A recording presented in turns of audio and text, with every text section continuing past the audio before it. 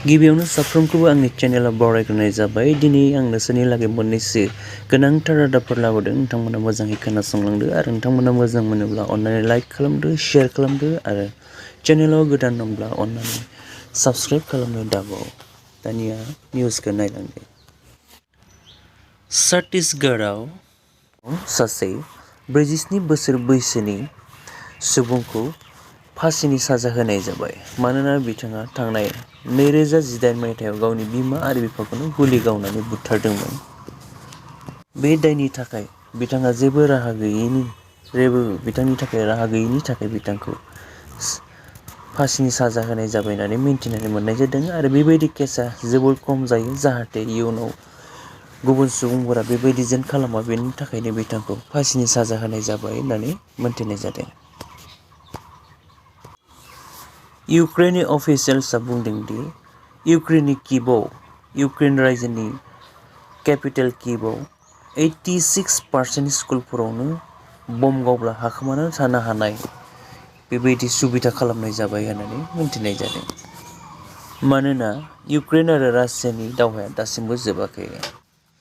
केरेलायाव 19 स्टुडेन्टसफोरनि देहायाव न'र'भाइरास मोननाय जादों आरो बे भाइरासआ हाइलि कन्टेजियास भाइरास होनना मिथिनाय जादों। मिथिनानै मोननाय बायदिब्ला बे गोदान नङा, सिगाङावबो बे भाइरासआ जाखांबाय आरो बे बेरामनि लैखोनाबो गगा मोननाय, गुजुनाय बिब्दि जायो आरो सन्देरलायनो स्प्रेड जानो सासेजों सासे जोबोर गोरलै। मोनसे सोमोनांथावना जाथाय बेंगालराव सासे सुबुङा फ्लाइअभार गोजौनिफ्राय गोबां फैसाफोर गारस्रावनानै होदों आरो गोबां मानसिफोरा खननानै लादों आरो गोबां मानसिफोरानो बिनि खाथियावबो थांनानै आंनोबो हर होननानै फैसाफोरखौ गोबां बिदों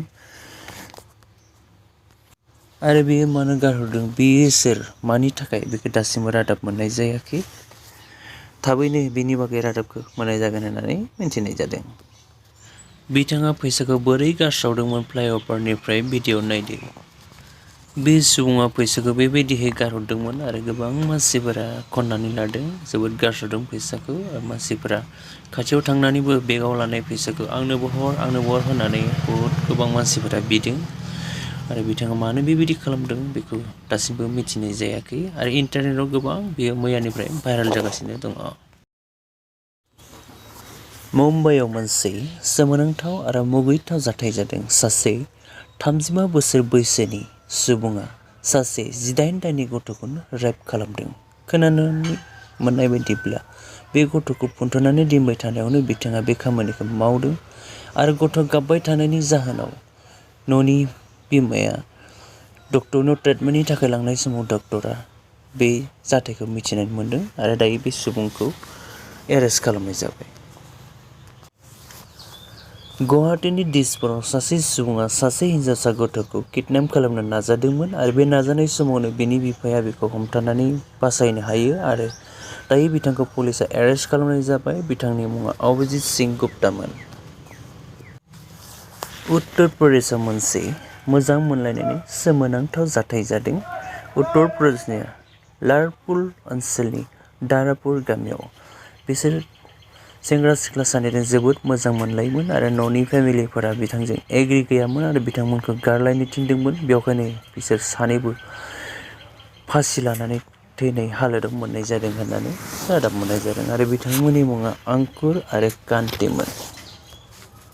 दिनैनि रादाबा एसेनोसै। भिडिअखौ मोजां मोनब्लाबा अन्नानै लाइक खालामदो, शेयार खालामदो, कमेन्टबो होदो आरो भिडिअ गोदानब्ला अन्नानै चेनेलखौ साबस्क्राइब खालामनानै लादो। गोजोन्थों।